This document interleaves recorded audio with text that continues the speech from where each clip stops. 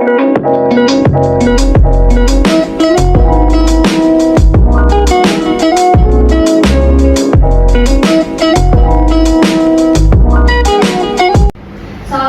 warahmatullahi wabarakatuh. Waalaikumsalam warahmatullahi wabarakatuh. Selamat siang semuanya. Siang, Bu. Masih semangat? Kurang. Udah pada makan? Makan siang? Belum. Kenapa belum? Belum sumpah, Ibu. Jadi sebelum kita mulai ke pembelajaran hari ini, terlebih baiknya kita berdoa dulu. Doa dimulai. Bismillahirrahmanirrahim. Yang semangat dong.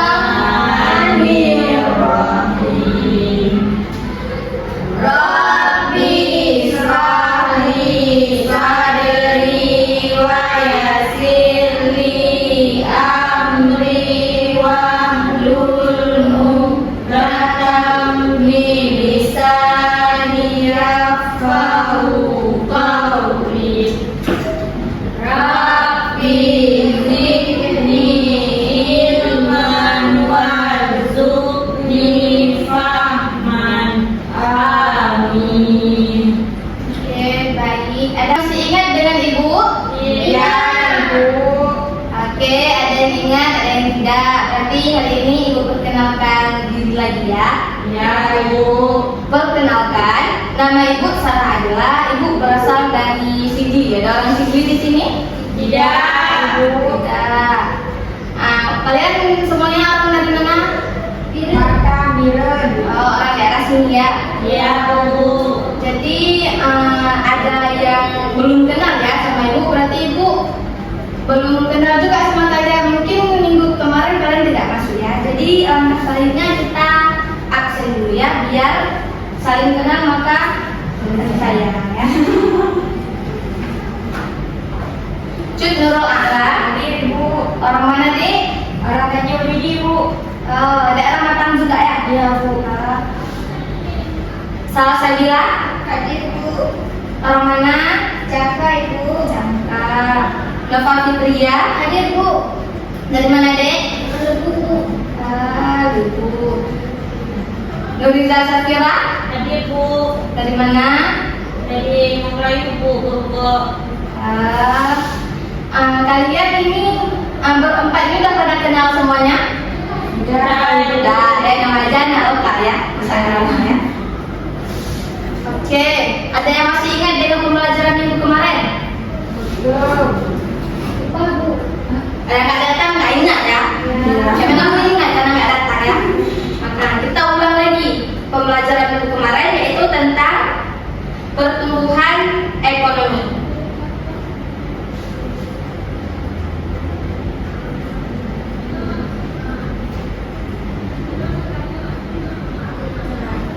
Jadi dari pertumbuhan ekonomi ini kita akan membahas di situ dulu apa itu dinamakan dengan pertumbuhan ekonomi.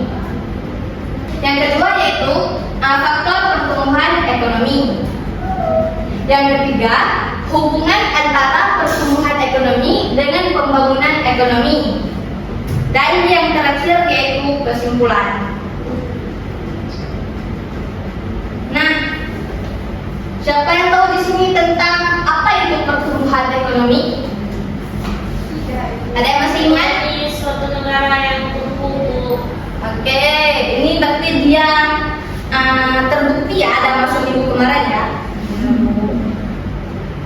Nah, di sini Ibu ada paparkan bahwasanya pertumbuhan ekonomi ini ialah suatu kegiatan dalam perekonomian yang menyebabkan barang dan jasa bertambah ataupun meningkat dalam jangka panjang. Itu disebut dengan pertumbuhan ekonomi.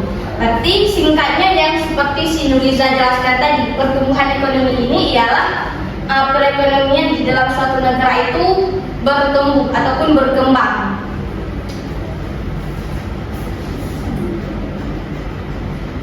Nah, di sini Ibu ada paparkan dua anime. Yang pertama yaitu si tukang bajak sawah dan yang kedua si tukang jahit. Jadi dari dua anime yang Ibu paparkan ini, apa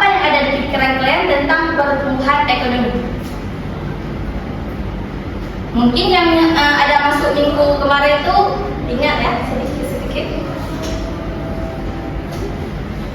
Ada? Oke, ulang saja ya. Jadi berkaitannya dengan tukang pajak sawah ini, apa tadi poin pertama dari pertumbuhan ekonomi? Ekonomi suatu negara tumbuh. Kegiatan perekonomian di suatu negara berkembang dalam jangka panjang. Nah, contohnya di sini pajak sawah yang dulunya si tukang pajak sawah ini hanya menggunakan yang pakai tangan dan jalan kaki itu kan ada pernah lihat kalian kan? Nah, yang dulunya hanya memakai alat seperti itu, sekarang mereka sudah upgrade lah ke mobil yang tidak lagi harus turun orang yang ke sawah.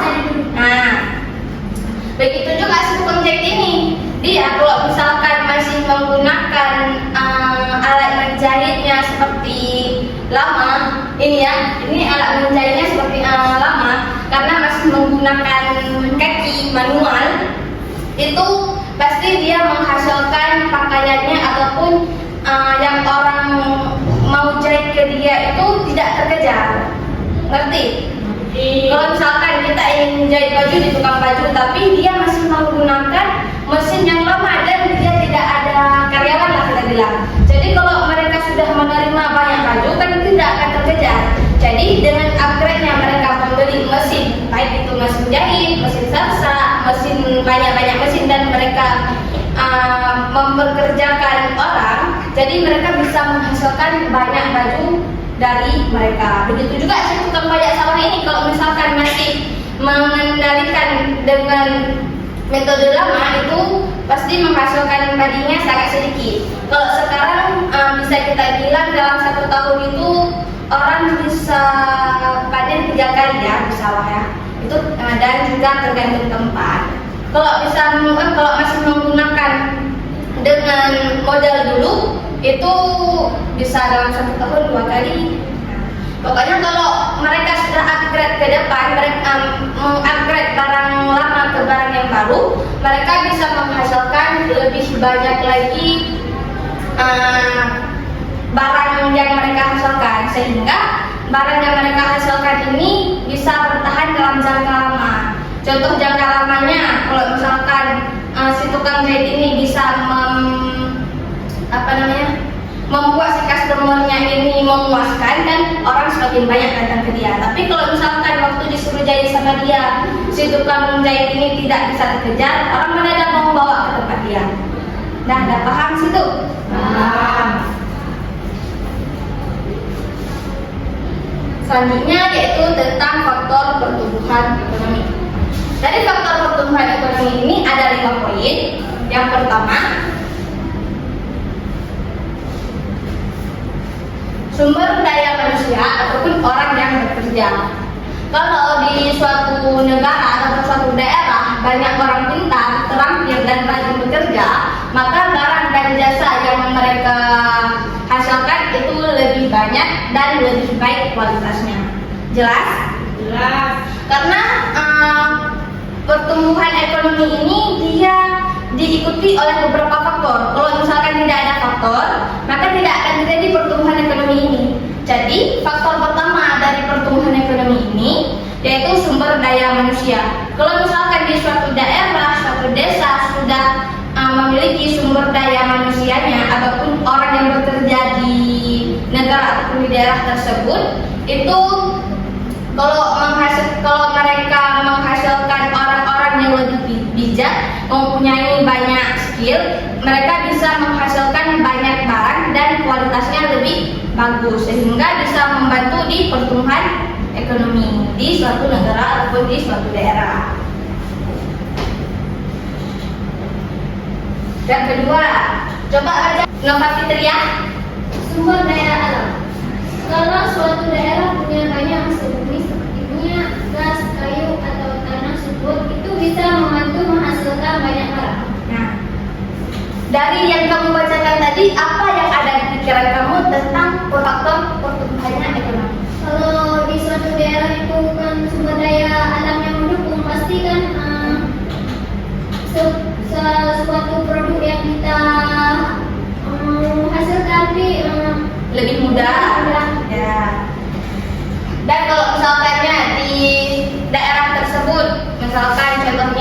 India ya yang menghasilkan tekstil. Kenapa mereka memproduksi tekstil? Karena mendukung dengan sumber daya alam mereka. Oke, beri aplaus untuk Nova Fitria. Yang ketiga yaitu teknologi. Siapa yang bisa menjelaskan ini tentang teknologi? Itu siapa yang gue jelaskan tadi yang dilepek itu kan sekarang teknologi ini kan sudah makin canggih. Kalau dulu kan pakai gempol atau yang jalan itu lepek, kalau sekarang kan sudah bisa diduduki. Itu adalah salah satu hasilnya yang lebih banyak ataupun yang sering digunakan sekarang. Nah, dari dengan canggihnya teknologi maka juga membantu di pertumbuhan ekonomi di suatu negara ya. Yang keempat yaitu modal. Ada yang bisa lagi?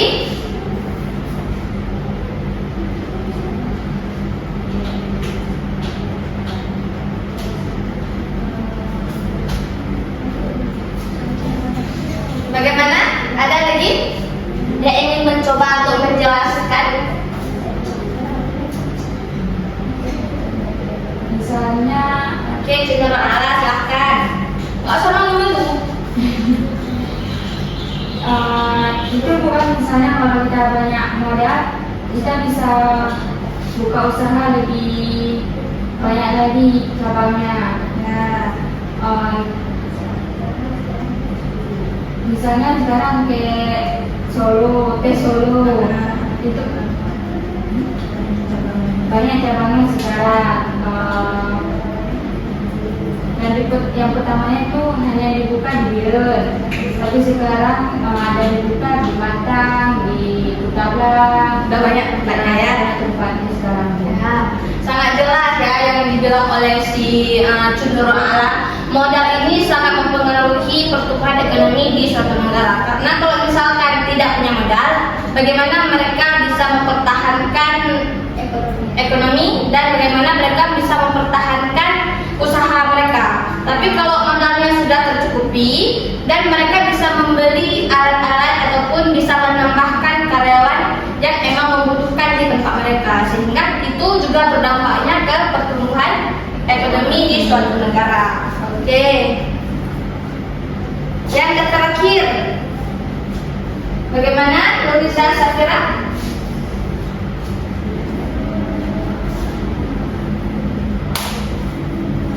Itu dari kebijakan pemerintahnya Bu. Bagaimana? Nah, kalau sekarang ada pemerintah yang mendukung UMKM gitu, itu maka pertumbuhan di suatu daerah itu lebih cepat. Ataupun banyak melakukan misalnya sekolah gratis, kuliah gratis, itu juga menjadi suatu pendidikan yang banyak, yang lebih baik. Makanya menghasilkan sumber daya yang kreatif dan inovatif itu dapat membuat suatu daerah ekonominya lebih cepat tumbuh. Oke, betul. Diapresiasi untuk kita semua. Oke, berarti dari faktor pertumbuhan ekonomi ini kalian sudah pada paham. Ya. Jadi kita lanjut di hubungan antara pertumbuhan ekonomi dan pembangunan ekonomi. Nah, pertumbuhan ekonomi ini ialah naiknya jumlah barang dan jasa. Sedangkan pembangunan ekonomi ini ialah perbaikan hidup masyarakat seperti pendidikan, kesehatan, dan berkurangnya kemiskinan. Hubungan antara pertumbuhan ekonomi dan pembangunan ekonomi ialah pertumbuhan ekonomi ini dia membantu pembangunan, tetapi sedangkan pembangunan ekonomi dia lebih luas karena fokus pada kesejahteraan rakyat. Nah, di sini antara pertumbuhan ekonomi dan pembangunan ekonomi mereka ada hubungannya. Kalau pertumbuhan ekonomi dia di segi jumlah barang dan jasa orang yang semakin meningkat dan bisa bertahan dalam jangka panjang. Sedangkan pertumbuhan ekonomi ini dia lebih fokusnya ke perbaikan hidup masyarakat, baik itu dari segi pendidikan, kesehatan, dan berkurangnya angka kemiskinan. Bagaimana di hubungannya itu? Apa sudah paham? Sudah.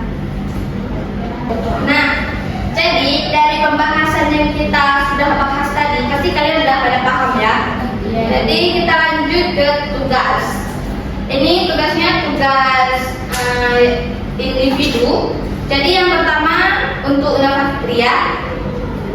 Di situ ada tertulis, bayangkan di kota kalian banyak orang membuka warung makan dan toko. Menurut kalian, apakah ini termasuk tanda pertumbuhan ekonomi? Jelaskan alasannya. Itu untuk cafeteria ya. Yang kedua, salsabila. Jika petani berhasil panen banyak dan bisa menjual hasilnya ke pasar, apa dampaknya bagi ekonomi daerah?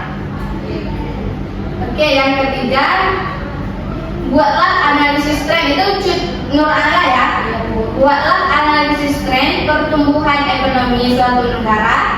Apakah pertumbuhan ekonomi di suatu negara maju lebih tinggi daripada negara berkembang? Berikan beberapa alasannya. Untuk yang terakhir, yang keempat, Nurida Syakira, pertanyaannya diskusikan menurut kalian, jika pemerintah membangun jalan baru di desa, bagaimana pembangunan itu bisa membantu pertumbuhan ekonomi? Selamat bekerja ya.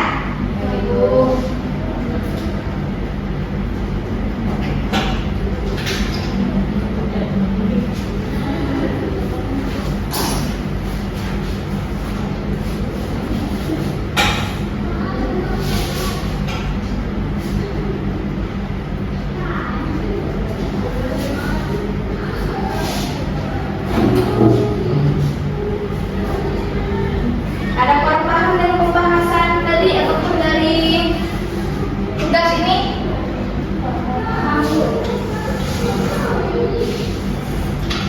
Iya, tolong.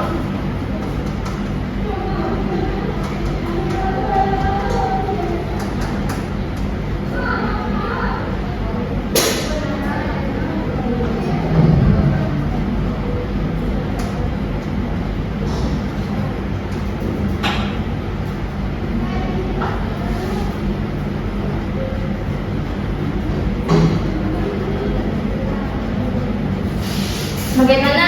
Ada kebingungan? Tidak.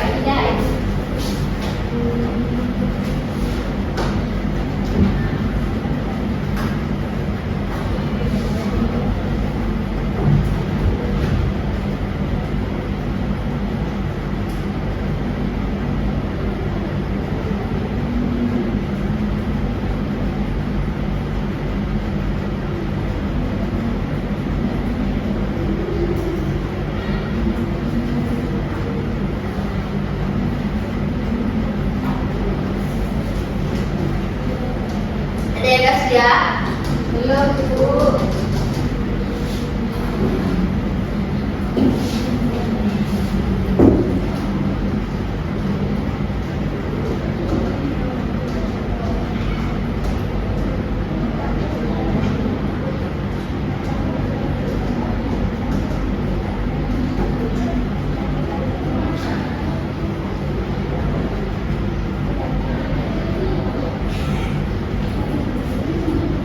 Kalau udah siap, kita bisa diskusikan sama-sama ya.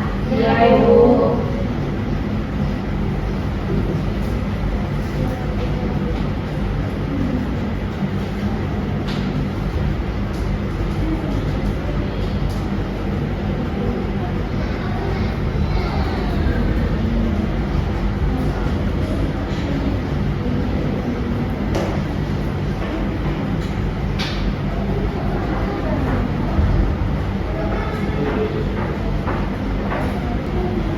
Bagaimana?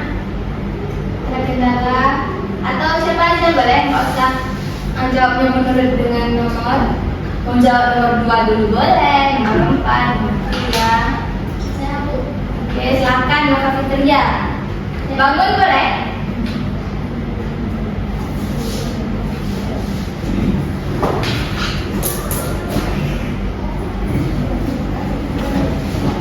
Biar kawannya juga lebih paham ya kalau lebih jelas.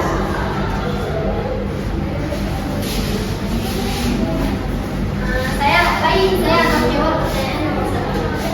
Pertanyaannya, bayangkan di kota kalian banyak orang membuka warung makan dan toko. Menurut kalian, apakah ini termasuk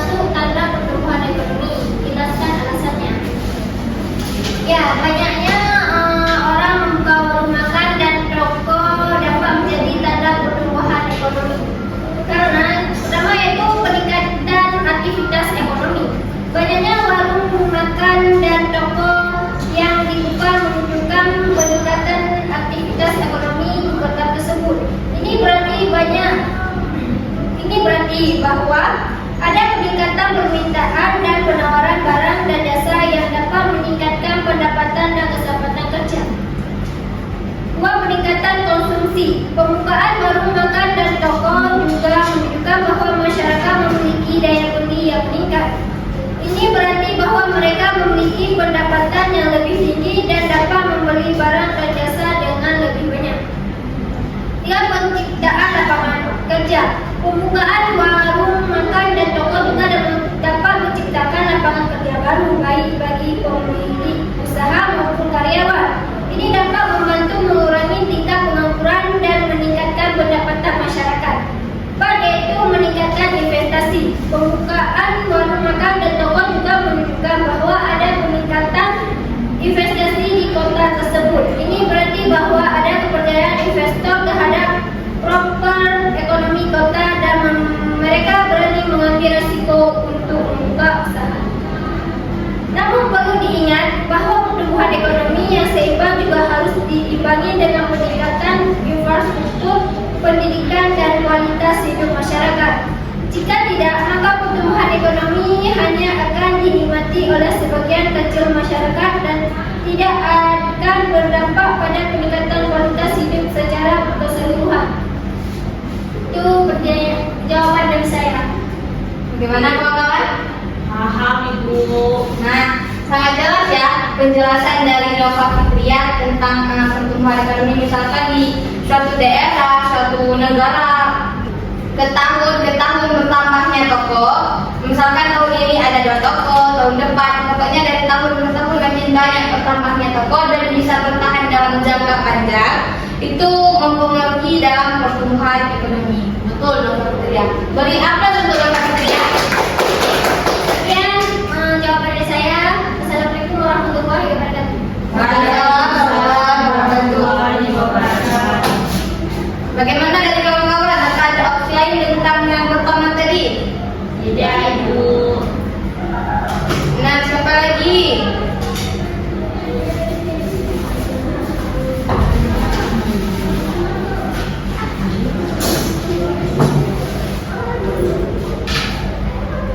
Baik, saya akan menjawab pertanyaan nomor 2. Jika petani hasil panen banyak yang dijual hasilnya ke pasar, apa dampaknya bagi ekonomi daerah? Yang pertama, pendapatan petani meningkat sehingga mereka memiliki lebih banyak uang untuk membeli kebutuhan sehari-hari dan barang lainnya di pasar global. Ini meningkatkan daya beli masyarakat di daerah tersebut. Yang kedua, dengan meningkatnya pendapatan dan daya beli, pertumbuhan ekonomi di desa atau daerah tersebut juga terdorong karena perputaran uang di komunitas menjadi lebih aktif. Dan yang ketiga, petani yang sukses biasanya juga akan menginvestasikan uangnya ke usaha lain di desa, seperti membuka bisnis kecil, membeli alat, atau memperbaiki fasilitas yang semakin menguatkan ekonomi lokal. Dan yang keempat, ada lapangan pekerjaan di sektor pertanian dan sektor pendukungnya juga bertambah, sehingga masyarakat sekitar bisa mendapatkan pekerjaan dan penghasilan. Yang kelima, hasil panen yang melimpah juga membantu ketahanan pangan daerah, mengurangi ketergantungan pada impor makanan dari luar daerah. Dan yang terakhir, jika petani menjual hasilnya langsung di pasar petani tanpa perantaran, mereka bisa mendapatkan harga lebih baik dan konsumen juga mendapatkan harga lebih murah, sehingga keuntungan ekonomi lebih merata di daerah. Singkatnya, panen melimpah dan penjualan hasil pertanian yang baik akan membuat ekonomi daerah menjadi lebih hidup, masyarakat lebih sejahtera, dan lapangan pekerjaan bertambah. Oke, bagaimana kawan-kawan? Ada opsi lain tentang jika petani berhasil panen banyak dan menjual hasilnya ke pasar, apa dampaknya bagi ekonomi daerah? Ada opsi lain? Tidak Ibu. Nah, sangat jelas ya yang dijelaskan oleh Salsabila bahwasanya kalau misalkan hasil panen dari petani tersebut banyak dan bisa menjual ke pasar-pasar, itu sangat berdampak pada ekonomi daerah. Karena kalau di suatu daerah bisa menghasilkan banyak barang yang bisa diproduksi dan bisa dinikmati oleh banyak orang, itu juga mempengaruhinya di pertumbuhan ekonomi dan mengurangi di angka kemiskinan ataupun di angka pengangguran. Oke, beri aplaus untuk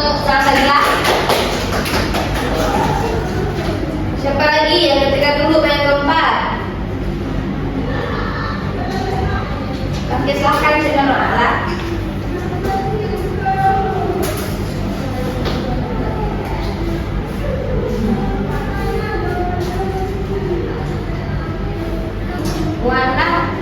Wadah analisis tren pertumbuhan ekonomi suatu negara. Apakah pertumbuhan ekonomi negara-negara maju selalu lebih tinggi dari negara berkembang? Berikan beberapa alasan. Baik, efek mengejar negara berkembang meniru teknologi dan sistem negara maju. Yang kedua, demografi muda,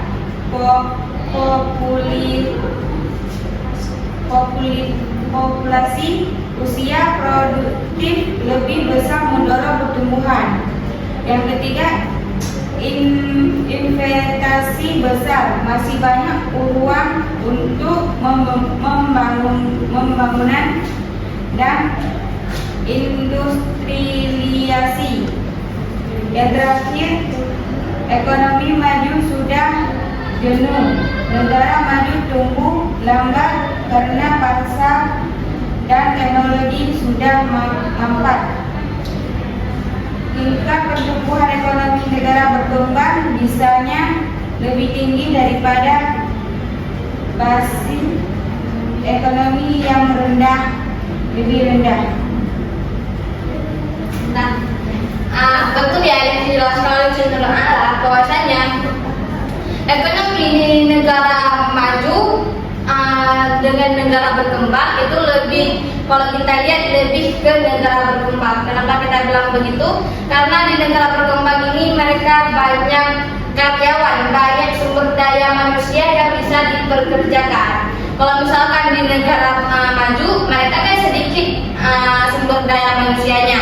Jadi kalau mereka membutuhkan banyak karyawan, itu mereka merekrut dari negara-negara luar. Seperti yang sekarang banyak yang TKW dari kita ke sana ya, orang-orang selain TKW ada juga nih orang-orang yang bekerja di perusahaan-perusahaan asing sana. Kenapa begitu? Karena mereka kekurangan di sumber daya manusia. Nah, terima kasih General Ala, dari Atlas untuk General Ala. Yang terakhir Nuriza Safira, silakan.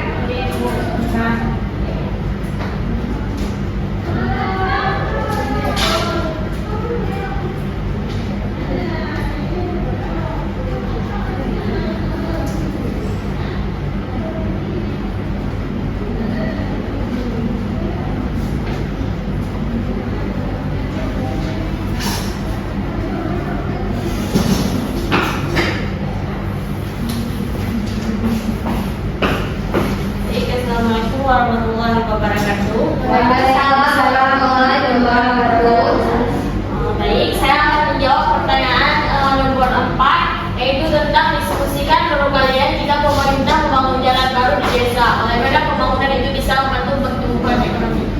Jadi maksudnya di sini, misalnya di suatu desa pemerintah membangun sebuah jalan yang baik dan bagus untuk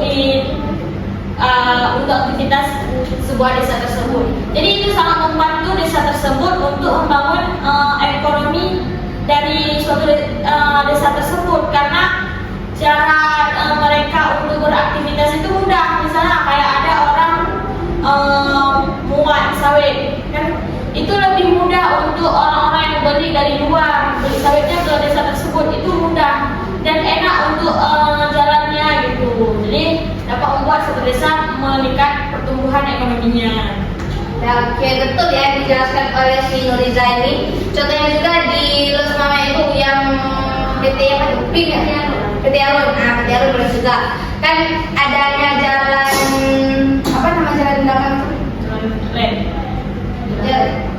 Jalan itu ada jalan belakang dari ke Los Mama itu karena adanya PT tersebut. Kenapa mereka membuat dua jalan? Padahal kan sudah ada jalan Banda Aceh Medan ini. Karena mereka membutuhkan infrastruktur yang bagus dan mudah untuk mereka akses. Kalau misalkan lewat jalan Banda Aceh Medan banyak mobil-mobil lain. Kalau mereka ini, kalau misalkan lewat jalan belakang lebih mudah untuk cepat sampai ke tujuannya. Dan itu mempengaruhi di pertumbuhan ekonomi di suatu daerah atau suatu negara. Beri aplaus untuk Nurita. Nah,